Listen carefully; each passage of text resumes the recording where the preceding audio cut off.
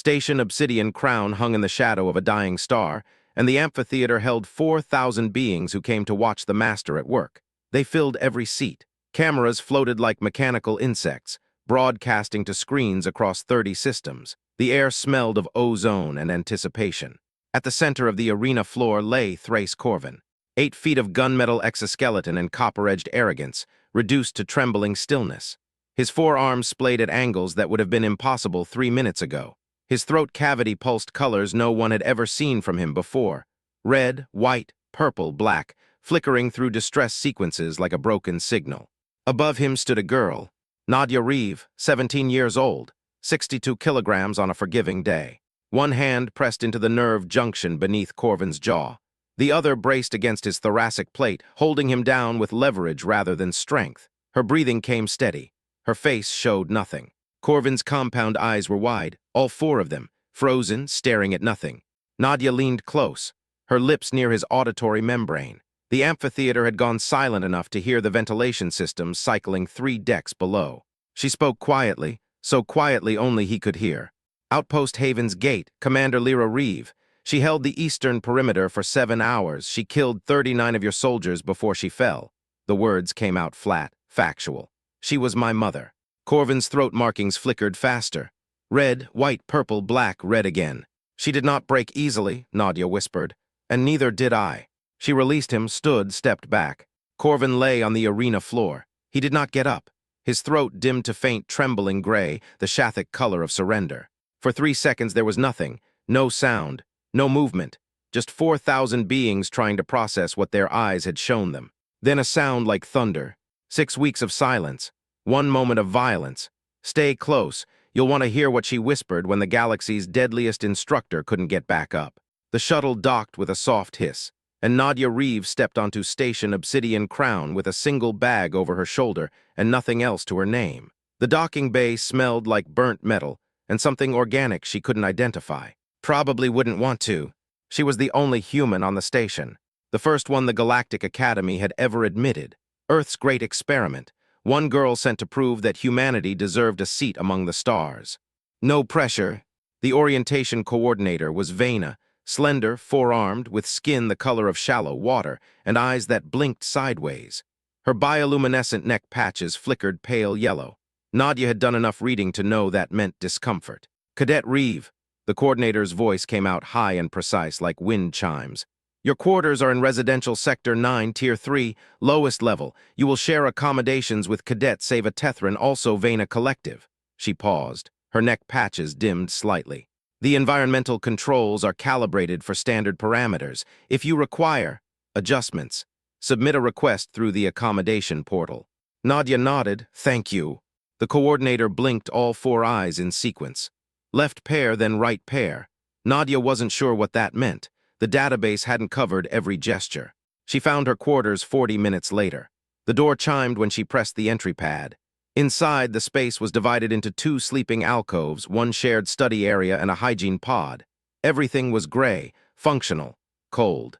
Her roommate sat at the study terminal. When Nadia entered, Sava turned, and her neck patches flared bright orange. That one Nadia knew. Alarm. You are the human. Sava's voice came out smaller than the coordinator's, younger. I am. They said you would arrive today. Sava's 4 hands moved in small gestures, adjusting her collar, touching the edge of the terminal, fidgeting. I requested a transfer. They denied it. Insufficient grounds. Nadia set her bag down. I'll try not to take up too much space. Sava stared at her for a long moment. Then she turned back to the terminal without another word. Nadia unpacked in silence. It didn't take long. 3 uniforms, basic toiletries.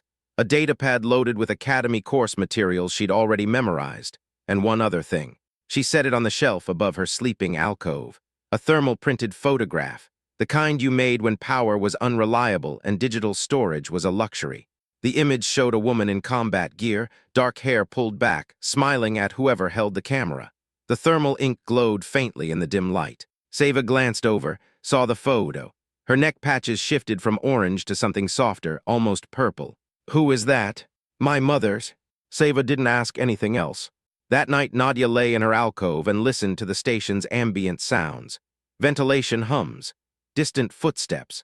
Somewhere 3 sections over, something that might have been laughter or might have been a territorial challenge, hard to tell with species you'd never heard before. She spread her fingers flat against the wall, counted her breaths, felt the tension in her hands where the tendons stood out like suspension cables. She had learned this from watching old footage. Her mother used to do the same thing, hands flat, fingers spread, face perfectly still, a way of holding everything inside when the outside world demanded too much. Nadia breathed in, breathed out, let her hands relax. "I remember," she whispered to the darkness. The dining hall was worse than the quarters. Nobody sat next to her. When she walked between the tables carrying her meal tray, students moved to the other side. Some stared, most didn't. The ones who didn't were worse somehow. A Shathik student, tall, gray-plated, four-armed, bumped her shoulder deliberately on her third day, hard enough to make her stumble. "Soft flesh," he said, loud enough for everyone to hear. His friends made sounds like stones struck together. Laughter, she assumed. Nadia straightened her tray, kept walking, found an empty table near the far wall, sat alone. The Shathik watched her for a moment. His throat cavity pulsed copper, then he turned away.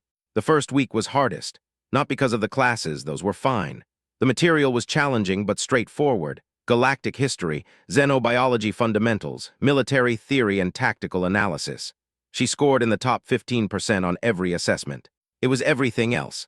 The corridors where students parted around her like water around stone. The group projects where partners requested reassignments. The training sessions where instructors paired her with equipment instead of sparring partners.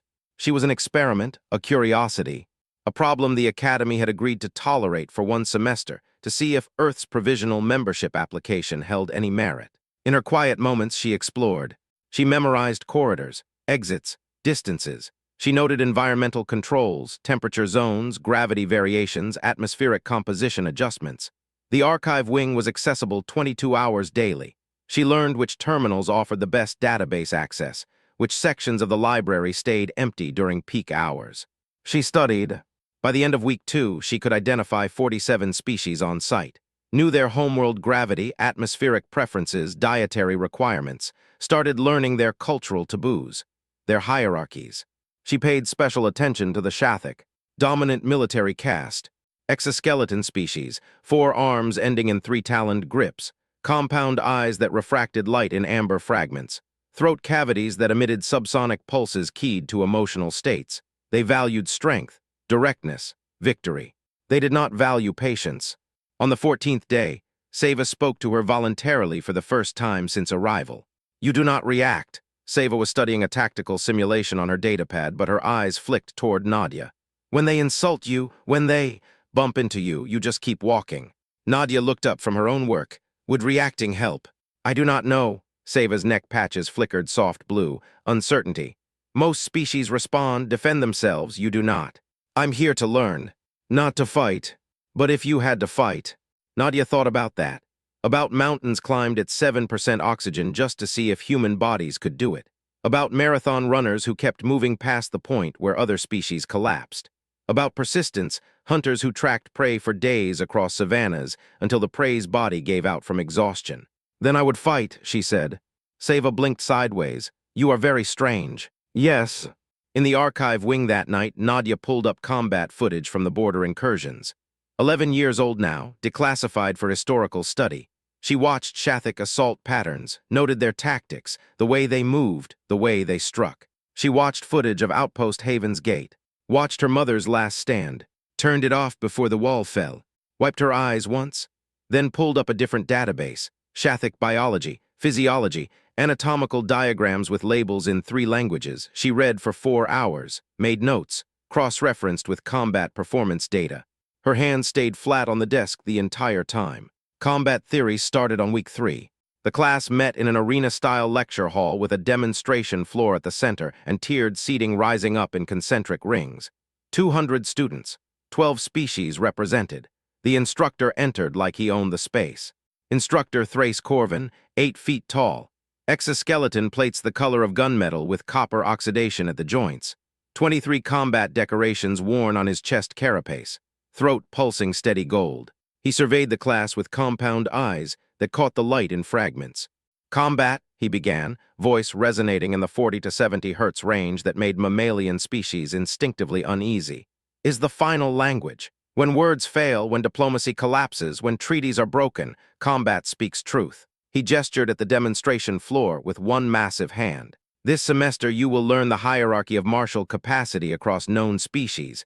You will understand why some civilizations command respect through strength and others survive through cleverness. His throat pulsed brighter gold. Or luck. He activated the hollow projector. Images appeared above the demonstration floor. Species profiles, combat statistics, historical battle outcomes. The Shathic Dominion, an image of Corvin's own species, armored and terrible. Class 2 combat effectiveness, natural armor, superior reflexes, tactical doctrine refined over 6 centuries of conflict. He paused. 91% victory rate in direct engagement scenarios. The class took notes. Shathic students sat straighter. Corvin cycled through other species. Gorath Commonwealth, patient and philosophical but devastating when roused. Vena Collective, brilliant administrators, poor combatants. Kresh Syndicate, ambush predators with crystalline carapaces. Then he pulled up an image that made Nadia's chest tighten. Humans Earth Sol 3. Class 12 Deathworld Curiosity, Corvin said. His throat flickered. Not quite mockery, not quite dismissal, something in between. Impressive the way disease is impressive. Dangerous only in the sense that carelessness around any Deathworld species is dangerous. He pulled up footage, border conflicts, human settlements, combat engagements. Soft tissue, minimal natural defenses, adequate endurance for a gravity well species. They compensate with technology and creativity. He showed footage of a human settlement under assault. Nadia recognized the terrain before the label appeared. Haven's Gate. Her hands pressed flat against the desk, fingers spread, tendons visible. This outpost held for 7 hours against a standard assault formation. Corvin's voice carried across the amphitheater. 32 human soldiers against a regiment-strength force. Commendable in the way any desperate last stand is commendable.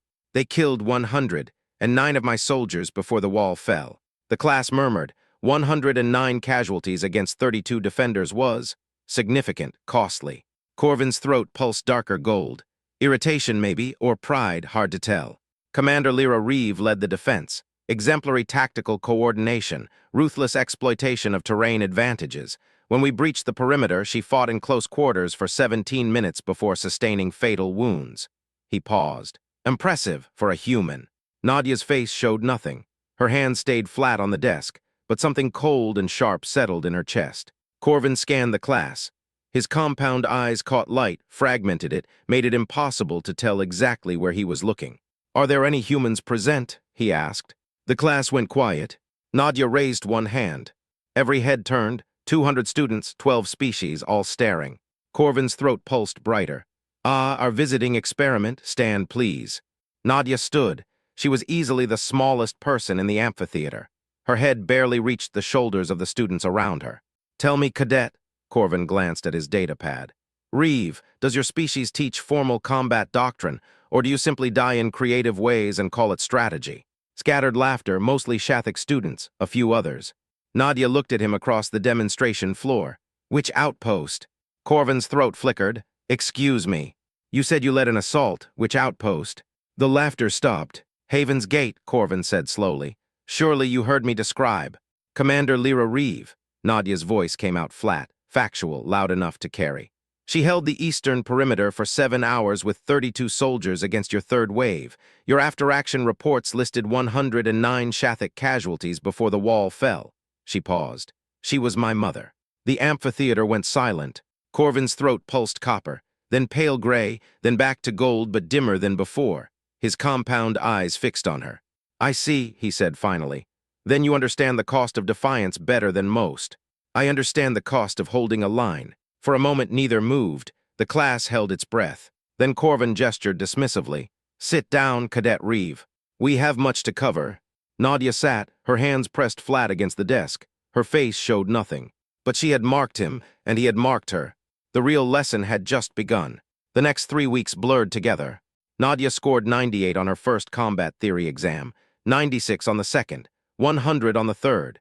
Corvin graded harshly, everyone knew it. But there was nothing to criticize. Her answers were flawless. Her analysis of tactical scenarios was precise. Her understanding of species-specific combat doctrine was better than students who'd been studying it for years. Corvin stopped calling on her in class, not because she didn't know the answers, because she always did. He assigned extra projects, complex tactical analyses, historical battle reconstructions, research papers that should have taken 2 weeks to complete. She submitted them all within 3 days, perfect scores. Other students started noticing. The laughter faded when humans were mentioned. The Shathik students who'd bumped her shoulders in corridors began giving her space instead. Not respect, exactly, but something close to it. Torveth, a Goreth student built like a granite monument, stopped her after class one day. "You are very thorough," he said. His voice came out slow and deep like stones grinding together. "Most students study enough to pass. You study more." "I like to be prepared." His deep-set eyes studied her. "May I ask you something?" "Yes." "Is it true your species hunts by running prey to exhaustion?" Nadia blinked. That was not the question she'd expected. Persistence hunting. Yes, humans did that for thousands of years. How long would a hunt last? Hours, sometimes days. We'd track something faster than us, antelope, deer, whatever, and just keep following. Eventually it would overheat, collapse. We'd walk up and finish it. Torvath went very still. Days. If necessary. That, he said slowly, is the most terrifying thing I have ever heard. He walked away, shaking his massive head. That night, Nadia found Seva researching persistence hunting at their shared terminal. Her roommate's neck patches flickered between blue and purple, curiosity tinged with unease. "Humans used to climb mountains with 7% oxygen," Seva said without looking up, "just to see if their bodies could do it. No survival reason. No territorial conquest, just testing themselves." "That's true. Your species is insane." "Maybe." Seva turned to look at her. "But you are not insane. You are very calm, very controlled. Even when Corvin humiliates you in class, even when students avoid you, you just—" She gestured vaguely with all 4 hands. "Keep going." "It's what we do." "I think," Seva said quietly, "that is more frightening than the mountain climbing." Physical assessments came during week 6. The endurance track was a 5-kilometer loop through variable gravity and atmospheric zones. Standard time for most species, 18 to 24 minutes. Top performers finished in 16. Nadia finished in 21, respectable mid-range. Then she kept running. The Shathik students who'd finished in 16 and 17 minutes stood at the sidelines, gasping, their exoskeletons heaving. Their throat cavities pulsed dim orange, exhaustion. Nadia ran past them, again and again. By the 2-hour mark, half the class had left. The instructors were conferring quietly, checking her biometric readings to make sure she wasn't in distress. She wasn't. Her heart rate was elevated but stable. Her breathing steady. Her body temperature regulated perfectly through sweat, a cooling system most species didn't have. At 2 hours and 43 minutes, she finally stopped. Not because she was tired, because the next class needed the track. The instructor, a Vena with pale green skin, approached hesitantly. "Cadet Reeve, are you unwell?" "I feel fine." "You ran for 2 hours and 43 minutes." "Yes." The instructor's neck patches flickered through several colors. "Most species cannot sustain aerobic activity beyond 30 to 40 minutes. "I know." Nadia grabbed a hydration packet from the dispenser. "Humans are persistence predators. We're built for this." That phrase started circulating, persistence predator. Students began looking it up, reading about Earth's evolutionary history, about how early humans hunted across African savannas by literally running their prey into the ground, about how no other species on Earth could match human endurance over distance.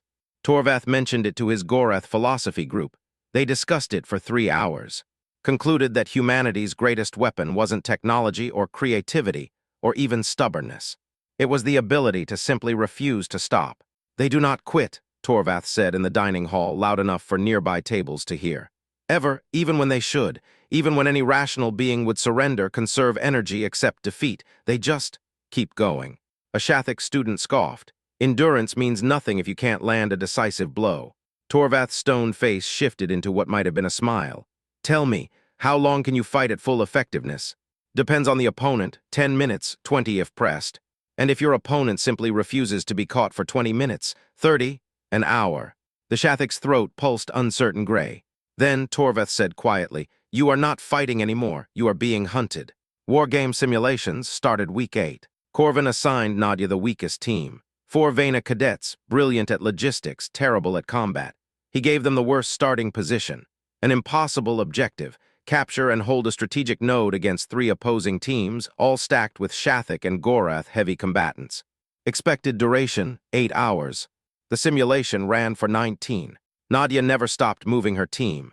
Constant repositioning, false trails, feints, and withdrawals. She avoided direct engagement entirely. Whenever an opposing team closed in, she pulled back, led them through difficult terrain, made them burn energy chasing. The Vena on her team were exhausted by hour 6. But they trusted her, followed her tactical calls, held positions when she told them to hold, retreated when she said retreat. By hour 12, the opposing teams were ragged, frustrated. Their combat-heavy formations were useless against an opponent who refused to fight. By hour 19, the favorite Shathak-led team surrendered. Not because they'd lost the objective, because their soldiers were too exhausted to continue. Nadia's team held the node. The academy buzzed about it for days. How a team of non-combatants led by a human had defeated 3 superior forces through sheer refusal to engage on their terms. Corvin said nothing in class, but his throat pulsed darker gold whenever he looked at her. She had proven something he didn't want proven. That victory wasn't always about striking first or striking hardest. Sometimes it was about lasting longer than everyone else.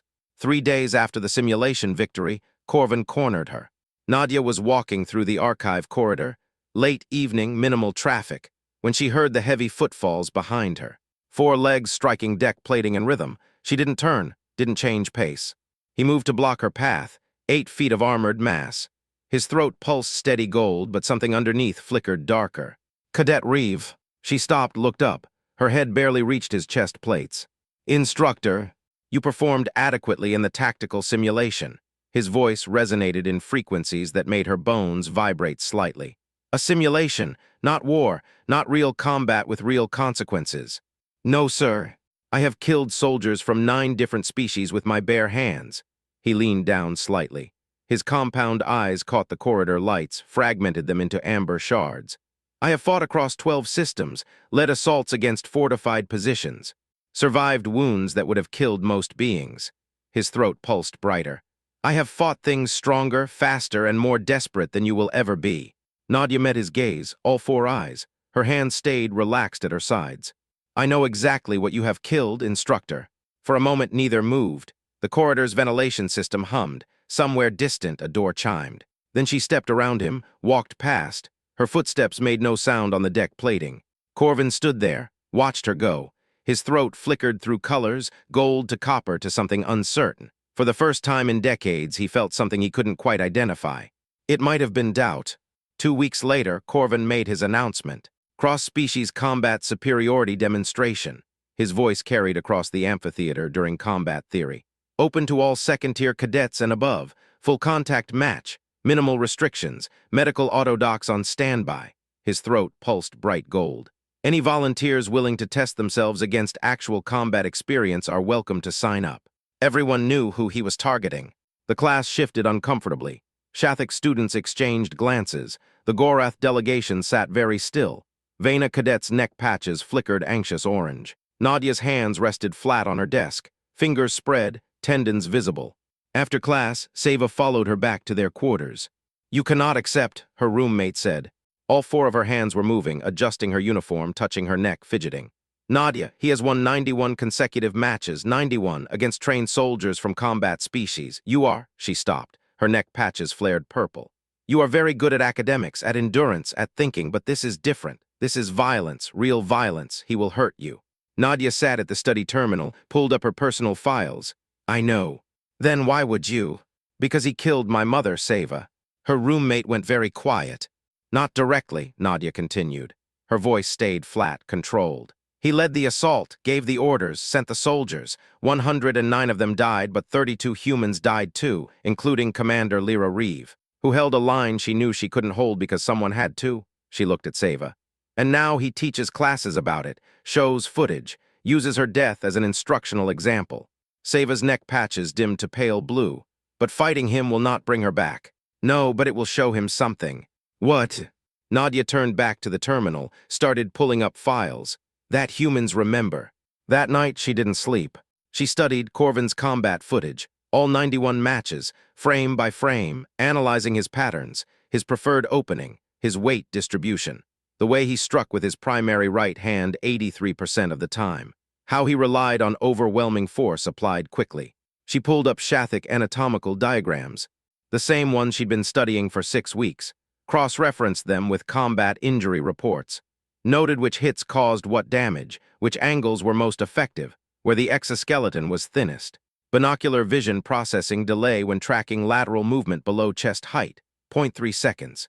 Joint flexibility reduction below 18 degrees Celsius, 40%. Nerve cluster density beneath 3rd and 7th thoracic plates causes involuntary muscle spasms under targeted pressure. Vulnerable paralysis point beneath the jaw where the throat cavity connected to the nervous system. One medical text called it the override junction. Sufficient pressure, there could lock an entire Shathic nervous system. She made notes, drew diagrams, ran probability calculations. At 3 in the morning, Seva woke up, found Nadia still at the terminal, surrounded by holographic anatomical projections. "How long have you been studying him?" Seva asked quietly. Nadia didn't look up. "Since the first day he showed that footage." 6 weeks. "Yes." Seva came closer, saw the diagrams, the notation. The combat analysis spread across multiple screens. Her neck patches flickered through several colors, blue, purple, white, settling on something close to silver. "Persistence predator," she whispered. Nadia finally looked at her. "We are very patient." The next morning, Torvath found her in the dining hall. He sat down across from her, his massive stone frame making the bench creak, and placed something on the table between them. A memory stone, carved with a single word in Gorath script. "What does it mean?" Nadia asked. "Endure." His deep voice came out soft, careful. "It is what my people value most, not strength, not speed, not cleverness, the ability to continue when continuation seems impossible." He paused. "I have watched you these past weeks. You have this quality more than anyone I have met." "Thank you." But he leaned forward slightly. "Corvin is very dangerous. I have seen him fight. He does not show mercy. He does not stop when an opponent submits. Torvath's stone face shifted into something almost like concern. "He enjoys causing pain to those he considers inferior." "I know. And you will fight him anyway." "Yes." Torvath studied her for a long moment. Then he picked up the memory stone and pressed it into her hand. "Then carry this, and remember what your species evolved to do." "What's that?" "Outlast everything that tried to kill you." She signed up that afternoon. The demonstration was scheduled for the end of term, 3 weeks away. It would be broadcast across 30 systems, open attendance. The amphitheater could hold 4,000 beings. They expected it to be full. In the days leading up to it, the academy transformed. Students who'd avoided Nadia started acknowledging her in corridors. Not friendly, exactly. More like sailors acknowledging someone walking toward a storm. Corvin barely looked at her in class, but his throat pulsed darker gold. Anticipation, maybe, or certainty. 5 days before the match, Nadia ran the endurance track again, this time for 4 hours straight. By the end, she wasn't even breathing hard. A Shathic cadet watched her finish. His throat pulsed uncertain gray. "Why do you keep running?" he asked. "Practice." "For what? The fight will not last 4 hours." She looked at him. "No, it won't last that long." The night before the demonstration, Seva asked her one more time. "Are you afraid?" Nadia sat on her bunk. The thermal photo of her mother glowed faintly on the shelf. She spread her fingers flat against the wall, watched the tendons stand out like cables. "I am not afraid of being hurt," she said quietly. "I am afraid of failing her, of standing where she stood and falling the same way, of letting him win twice." Seva climbed into the bunk beside her, all 4 arms wrapped around Nadia in an embrace that should have been awkward but somehow wasn't. "You will not fail," Seva whispered. "You have been hunting him for 6 weeks and he does not even know it yet." Nadia closed her eyes, let herself be held just for a moment. Then she pulled away gently, looked at her roommate. "I have been ready for 6 weeks." The amphitheater filled 3 hours before the match. 4,000 beings, 12 species represented, cameras floating like mechanical insects, broadcasting to screens across 30 systems. In the observation boxes, military dignitaries and academy administrators took their seats. This wasn't just a demonstration anymore. It was a spectacle. Nadia waited in the preparation area, wore standard training gear, no armor, no weapons. She rolled her shoulders once, adjusted her breathing, spread her fingers flat against the cool metal wall. Felt nothing. She was ready. The referee called her name. She walked down the steps into the arena. The crowd noise hit her like a wave, not cheering, not yet. Just the ambient sound of 4,000 beings all focused on one space. At the center of the arena floor stood Thrace Corvin. 8 feet tall, gunmetal exoskeleton, copper-edged joints, 23 combat decorations gleaming on his chest carapace. His throat pulsed steady gold, the Shathic color of absolute certainty. He looked at her across the distance. His compound eyes caught the light, fragmented it into amber shards. Nadia met his gaze. She weighed 62 kilograms on a forgiving day. Her head barely reached his chest plates. She carried no weapons, wore no armor. But her footsteps made no sound as she crossed to the starting position. The referee raised one hand. The crowd went silent, every camera focused. Across 30 systems, beings leaned closer to their screens. Begin. Corvin lunged, his signature opening. Right side charge, 2 massive strides, armored shoulder leading. He had used this exact move 91 times against 91 opponents. It had never failed. Nadia was not there. She moved left, low, below his chest line, below the angle his compound eyes could track smoothly without that 0.3-second processing delay. His shoulder hit empty air. His momentum carried him forward 2 more steps. He turned, recalibrated, struck again. She was already somewhere else. The crowd murmured. This wasn't how these demonstrations usually went. Normally, Corvin's opening strike ended things, or at least drew blood. 3 minutes passed, 5, 7. The crowd watched in growing confusion as the galaxy's most decorated combat instructor failed to land a single blow on a 17-year-old girl. Nadia was not attacking, not yet. She was reading him in real time. Every missed strike added data to the map she had built across 6 weeks of study. His weight distribution, his recovery time, the slight delay when he struck with his secondary left hand, the way his joints moved. She was learning him, confirming what she'd studied, finding the gaps between theory and practice.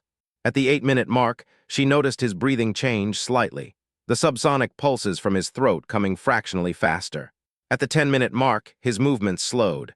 The amphitheater's climate control system held temperature at 16 degrees Celsius, exactly 2 degrees below the threshold where Shathic joints lost 40% of their flexibility. Nadia had checked the environmental settings 3 days ago, made sure they wouldn't be adjusted. Corvin was designed for short, brutal engagements. Overwhelming force applied quickly. Not this. Not an opponent who simply refused to be where she was supposed to be. Not a fight that lasted longer than his biology could sustain at peak effectiveness. His exoskeleton was beautiful, powerful, but it couldn't regulate temperature the way human skin couldn't sweat, couldn't adapt. At the 12-minute mark, Nadia struck, open palm to the gap between his 3rd and 4th thoracic plates, exactly where the nerve cluster sat dense beneath thin exoskeleton. The impact wasn't hard, didn't need to be. It was precise. Corvin flinched, his left side spasmed involuntarily. She struck again before he recovered. Different location, same surgical precision, 7th thoracic plate, the nerve junction that controlled his rear left leg. His leg buckled. Corvin roared.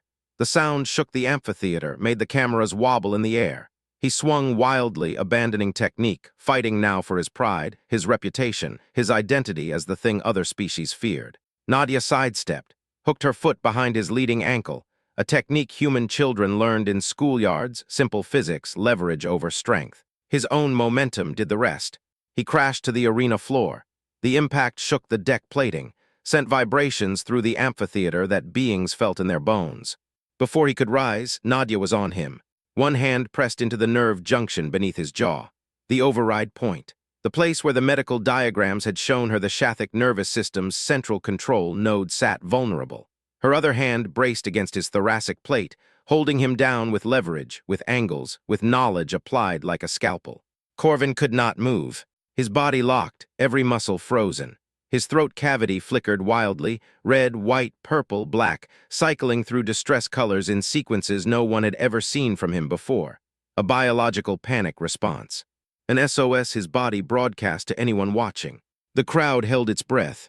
Nadia leaned close, her lips near his auditory membrane, quiet enough that only he could hear. Outpost Haven's Gate, Commander Lyra Reeve. She held the eastern perimeter for 7 hours. She killed 39 of your soldiers before she fell. Her voice came out flat, empty of emotion, just facts delivered like a medical report.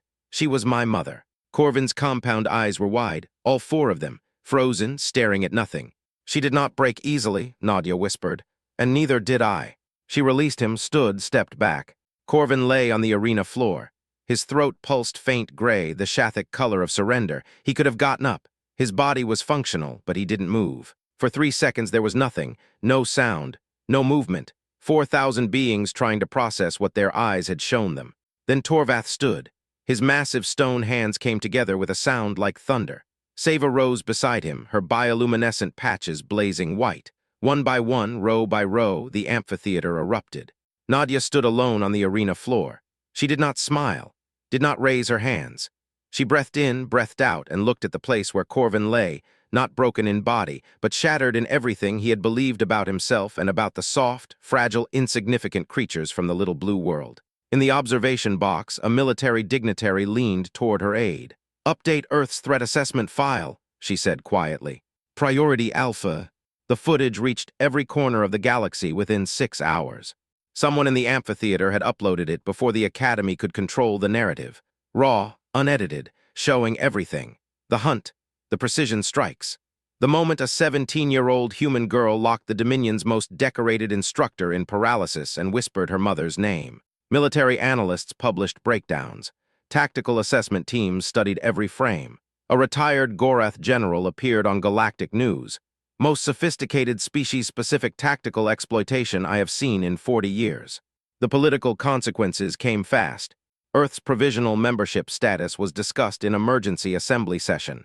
Humanity had been tolerated barely as an observer species. Monitored. Restricted, 1 student permitted, 1 chance. 2 weeks after the demonstration, the vote came through. Full assembly membership. Unanimous. The single student restriction lifted immediately. Corvin was suspended from teaching by day 4. The Academy opened an investigation into his combat record. His recorded lectures, showing footage of Haven's Gate, boasting about casualties, using human deaths as instructional material, became evidence that he had violated ceasefire protocols by glorifying violence against a now-member species. They stripped his decorations, confined him to quarters, awaited tribunal transport. On day 7, Seva broke through the wall Nadia had maintained since the fight. They were in their quarters, Nadia sitting on her bunk staring at her mother's photo, hands flat against the wall, face showing nothing. "You do not have to be strong right now," Seva said quietly. All 4 of her hands were still for once. "Not in here, not with me." Nadia's hands trembled slightly, just once. "I was afraid," she whispered. "Not of him, not of being hurt. I was afraid of failing her, of standing where she stood and falling the same way." Her voice cracked. "Of not being enough." Seva climbed onto the bunk, wrapped all 4 arms around her, held her while she shook, while 6 weeks of controlled stillness finally broke. "You were enough," Seva whispered. "You were more than enough." The next day, Torvath brought her the memory stone again, pressed it into her hand. "Keep it," he said. "You have earned it." For the first time since arriving at Station Obsidian Crown, Nadia smiled. The next semester began with changes. 14 new human students arrived, from every continent, carefully selected, sent to prove that Nadia wasn't an anomaly, that humanity could contribute to the galactic community on equal footing. Nadia met them at registration, handed out data cards she'd prepared, environmental maps, species etiquette guides, optimal study terminal locations. "Welcome," she said. "You are going to do well here." A young man from Lagos looked at her with something close to awe. "You're Nadia Reeve. You're the one who—" "I'm the first one," she interrupted gently, "but I won't be the last. And that matters more." In a holding cell 3 sections away, Corvin awaited tribunal transport. A young Shathik officer brought him his evening meal, set it down carefully, hesitated. "May I ask you something, Instructor?" Corvin's throat pulsed dim copper. "I am not an instructor anymore. Former instructor, may I ask?" "Ask." "What was it like, fighting the human?" Corvin was silent for a long time. His compound eyes reflected the cell's cold lighting. When he finally spoke, his voice carried none of its former resonance. "I have fought across 12 systems. I have killed soldiers from 9 species. I have survived wounds that would have ended most warriors." He paused. His throat flickered gray. "But I have never been hunted before." The young officer waited. "She was not fighting me," Corvin continued quietly. "She was hunting me. From the first day she walked into my classroom, she was hunting me, and I did not know it until I was already on the ground." His throat pulsed darker gray. "Do not underestimate humans. They are not what anyone thought they were." The officer left without another word. That night Nadia sat in her quarters. The thermal photo of her mother glowed on the shelf. Beside it, Torvath's memory stone. Seva slept in the bunk across from her, bioluminescent patches dim and peaceful. Nadia pulled up the new student roster on her datapad. 14 names under Human Earth. More would come next semester, and the one after that. She looked at her mother's photo, the woman in combat gear, smiling. Alive in a moment, frozen forever before everything went wrong. "We are here, Mom," she whispered, "and we are not going anywhere." Her hands rested calm against the datapad. No trembling, no tension. The stress tell that had marked her for 6 weeks gone now. Mission complete. She set the datapad aside, turned off the light. In the darkness, the thermal photo glowed faint and steady, a beacon, a reminder. Outside the viewport, a shuttle approached Station Obsidian Crown. Inside, 14 humans looked out at the orbital academy hanging against the stars, ready to prove what one girl had shown them was possible. That humanity belonged among the stars. That Deathworlds didn't just breed survivors. They bred hunters.